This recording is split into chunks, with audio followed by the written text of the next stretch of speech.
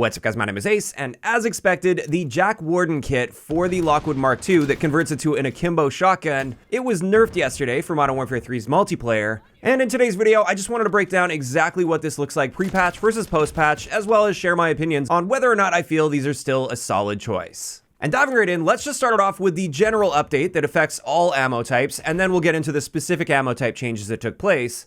And the first big thing here is they increased our standing hipfire spread minimum by 43%. And then our maximum was increased just by 5%. But that 43% increase is huge because pre-patch, if you use the optimal attachments, which are the Crownbreaker choke, as well as the Verdant Hook laser, this would allow you to get a literal 0 spread when standing still. And then if you were moving while firing, this is what the spread looked like. Whereas post-patch, using the exact same attachments here, so this is the minimum possible spread while standing, you can see there's quite a bit of spread at the same range now, especially if you're moving, but even if you're just standing still. And this alone is what's going to have the biggest impact on the performance of this gun. Because with the base ammo at least, there were no damage adjustments or range adjustments whatsoever, but this gun is significantly less consistent simply because you're not capable of hitting as many pellets as consistently. So let's have a look now at our effective ranges just using the base ammo type. Again, we're going to get into the other ammo types in just a little bit, but with the base ammo, we can still hit our target at 29 meters. However, pre-patch, with those attachments, with that 0 spread, we could actually get a 2-shot kill at that range, meaning if you just pull the trigger at the same time on both guns, it was effectively like a 1-shot kill. Post-patch, even if you go prone while using the best attachments to get the tightest possible spread, you're not going to be able to get a 2-shot kill. It's actually going to take you 4 shots and sometimes even more if you're standing up to get a kill, depending on how many pellets are hitting. Effectively, I just want to show at those ranges, these are not effective whatsoever unless the enemy is already hurt or if you're playing hardcore game modes maybe.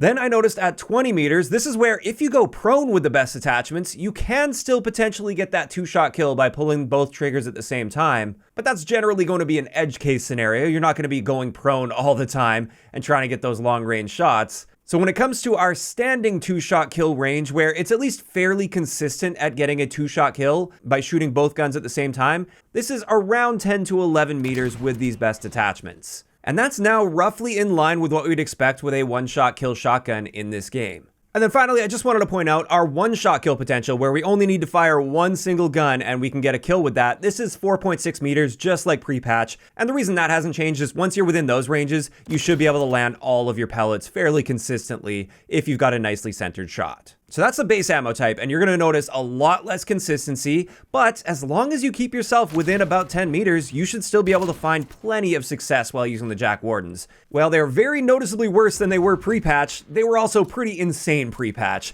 and now they just fit in a little better with the other shotguns, and honestly, I still consider this to be one of the best shotguns in the game. But that's just looking at the base ammo. They also made some adjustments to specific ammo types, and we're going to start this off with slugs. Now, pre-patch, slugs were really interesting. It was impossible to get a 2-shot kill with slugs to the body pre-patch.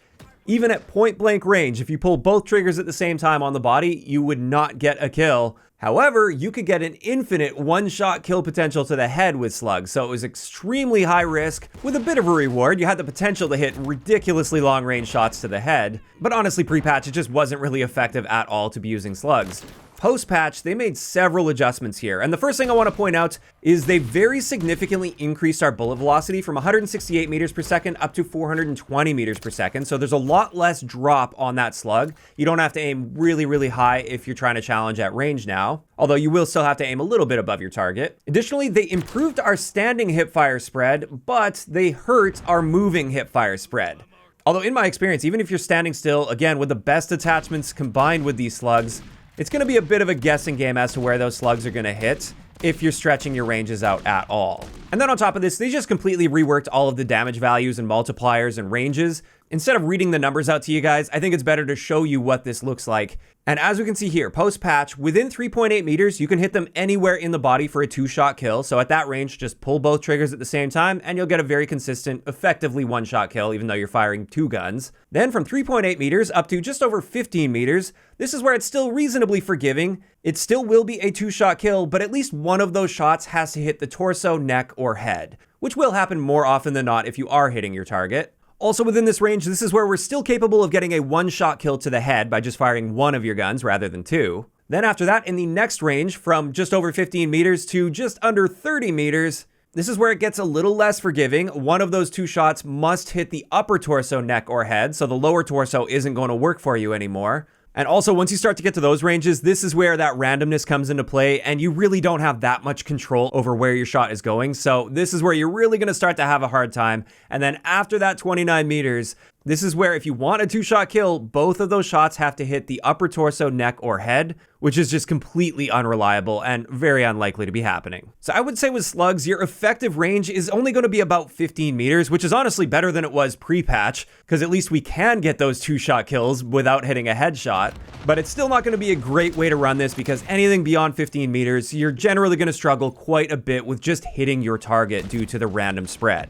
So that's the slugs out of the way. Now let's get into the ball ammo, and with this, they very significantly nerfed our hipfire spread, both minimum and maximum. And what this means is pre-patch with the ball ammo, the interesting thing with this is we were capable of getting a 3-shot kill all the way out to 100 meters. Effectively, it was infinite for 6v6 multiplayer, because you're generally not going to find a range that long anyway. And that was actually pretty crazy, although not the most practical thing when enemies are running around and sliding and everything. At that range, just hitting the target's hard enough. But now, after this update, with this increased to our hipfire spread, we're not going to be hitting nearly as many pellets as consistently, and therefore, it's now going to be a 4+ shot kill beyond those ranges. It could take you a bunch of shots to kill potentially. It just depends on your random luck with the pellet spread, but you're definitely not getting a 3-shot kill at extreme ranges anymore.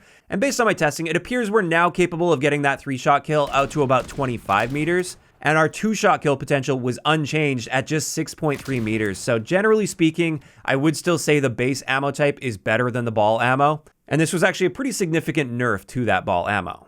And then finally, I just wanted to tag on to the end here. With the Incendiary rounds, there were no changes made to this ammo type specifically, but those general hipfire nerfs that took place with the gun will affect the Incendiary ammo as well. And essentially what I noticed here is pre-patch out to our maximum hit potential with this ammo, which is about 20.5 meters.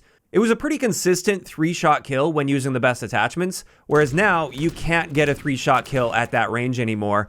And instead, our 3-shot kill potential is now just about 15 meters, whereas our 2- and 1-shot kill potentials, they haven't changed at all, because once you get to those ranges, this is where you're able to hit those pellets much more consistently. So there we go. That wraps it up for all of the changes that took place with the JAK Wardens in yesterday's updates. And in general, I think these were good changes. I don't think they totally nerfed these into the ground. They're still very usable, and I think they're just in a much better place now relative to the other shotguns in the game. Now, on top of this, with that update yesterday, they actually restricted the Scratch 20L suppressor, the EMD mine, and the enhanced vision goggles in ranked play. They mentioned they did that the day before, but that change didn't actually take place. Now that change has gone live.